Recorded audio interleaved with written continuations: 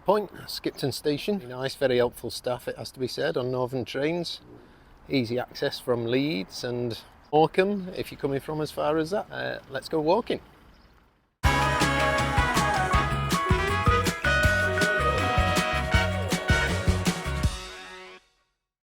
I love this little bit of river here. It's a contributory to the River Aire.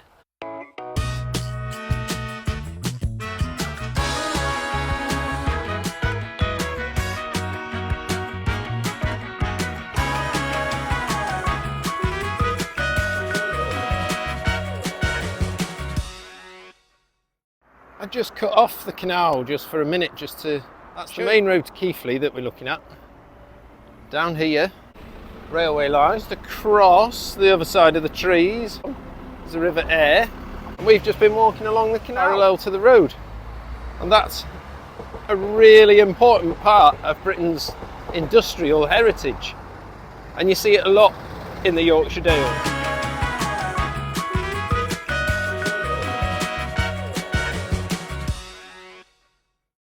I guess like everything in life, it's a learning curve, filming with this gimbal. I'm going to switch over to portrait.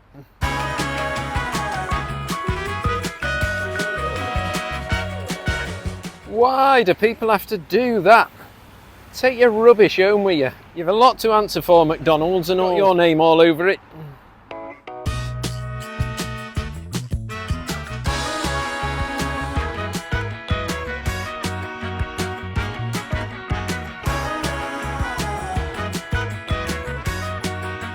What you need along this stretch is some friends with you and some nice conversation.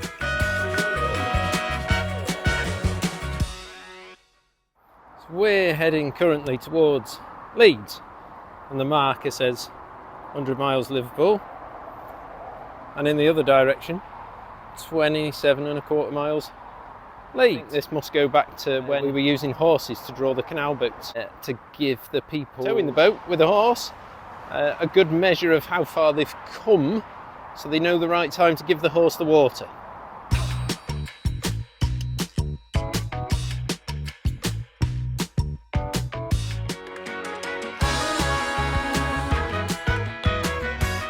I like this bit. We finally start to curve away from that Keighley road.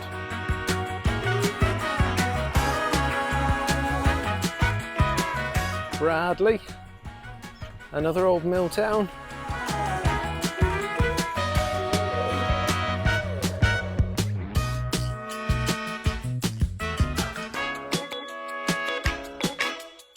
Mile in itself is quite an interesting thing. Apparently it's 3,000 steps of a marching Roman legion. That's how we come to that measure. We're just arriving now at the Polish memorial. I like this memorial. It makes me think quite a lot, this memorial.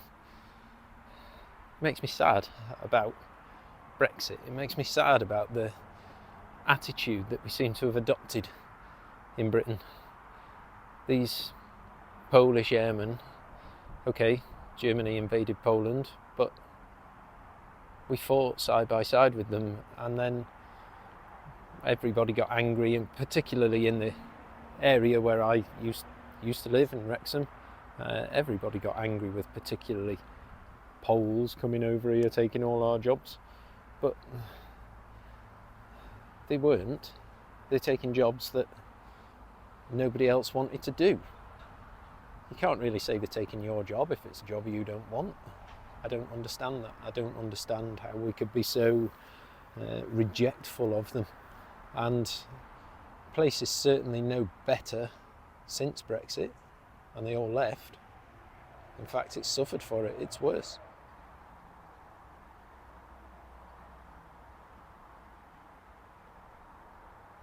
Seven airmen it was on that plane. The oldest of them 31 years old. And they and us fought against a common enemy of fascism. And I'm just disgusted that fascism seems to be on the rise again, here in this country, that fought it so hard. And even more disgusting to me is the way those fascist factions of our society have adopted the symbolism of Mr. Churchill, adopted the British flag. The British flag, the Union flag, it isn't about exclusion, it's about inclusion. The canal has been our constant companion for the last 3.5 miles or so, but now we're heading off over here. It's definitely a walk of two halves, this. It's been flat for miles, so now when we leave this memorial and we start heading up the field, it wakens the legs up a bit for sure. You can see the contour lines on the map. That shows you that you're starting to climb.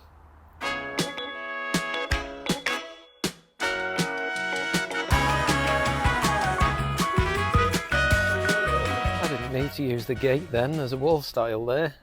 So we're turning right here and heading uphill on the road.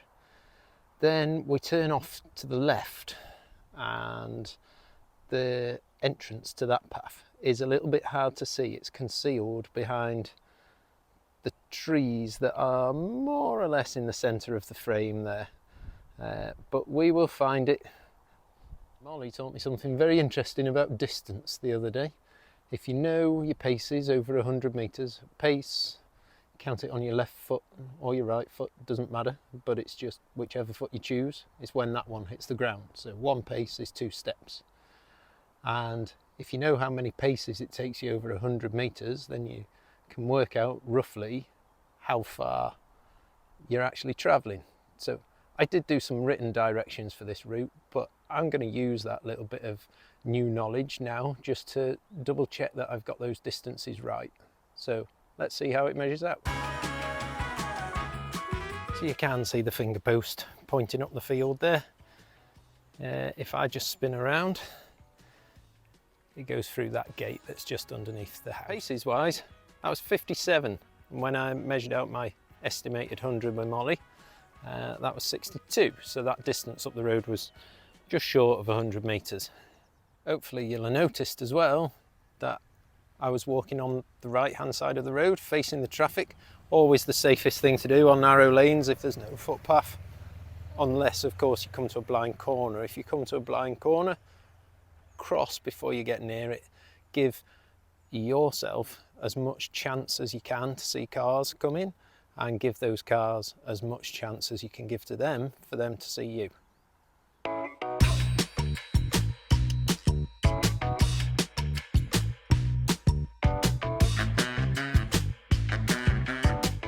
Not all wall stiles are equally obvious.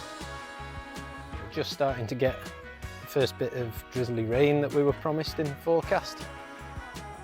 I'm not damp enough yet to want to put my coat on, but I am going to want to put my coat on. We are going up onto the top of Skipton Moor, and the weather up there will be different to what it is in the town. The farmer will have put the hurdles there to stop his sheep going over the wall stile. So leave things in the countryside as you find them. They're generally there for a reason.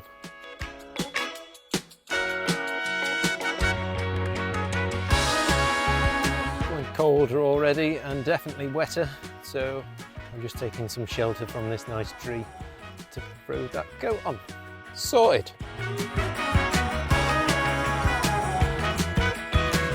Finger posts are quite good for giving you a rough idea of direction, but they're not 100% reliable.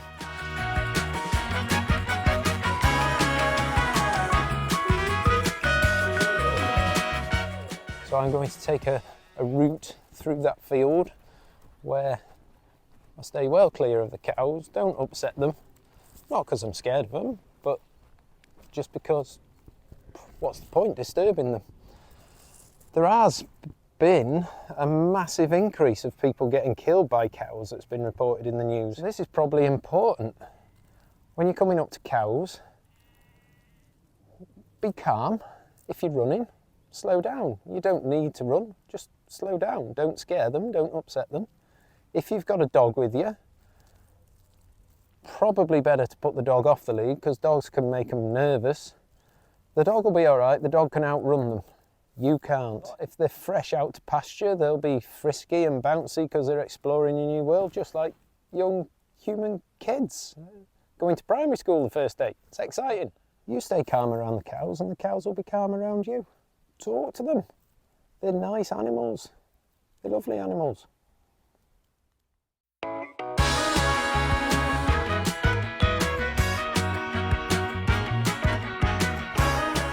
This was absolutely stunning down here earlier in the year when the gorse was in flower. Absolutely beautiful.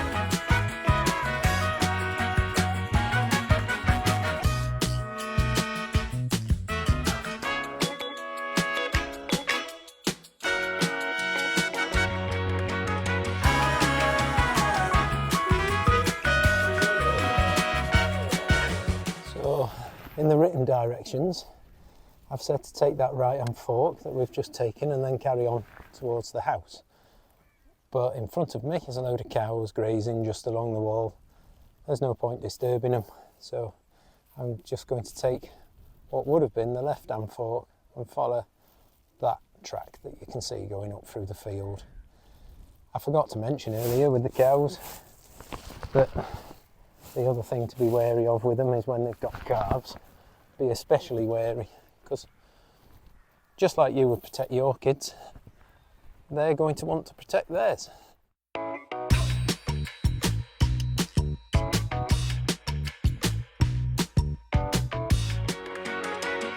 good navigation tip here, there's no clear path up the field. We haven't got any of those nice darkened green lines in the grass. There's absolutely nothing to aim at on the horizon, but marked out on the OS map is a clear route for the path through this field. If we turn around and have a look behind us, you can see the wall that we were just walking parallel to a few minutes ago, and you can just about make out my footprints through the grass. If you keep checking back towards that wall as you're walking, the path continues in a straight line from that wall. So carry on walking towards that blind horizon and keep checking back with that wall.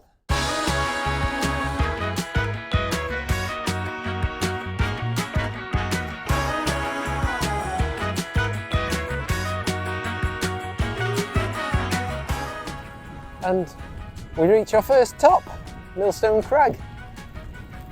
It's a lovely place to stop for a sandwich, but in this drizzly rain, I'm not going to bother. I'm going to head straight home, and I've got a low battery warning going on as well.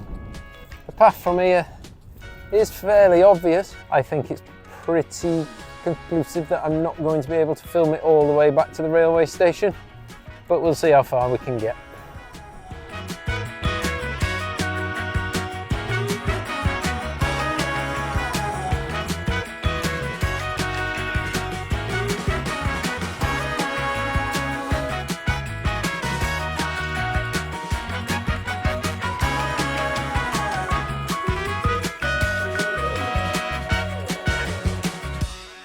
Here we are then, top of Skipton Moor, just by my favourite bit. The stone monoliths behind me. I love these things. Don't know who put them here, need to find out.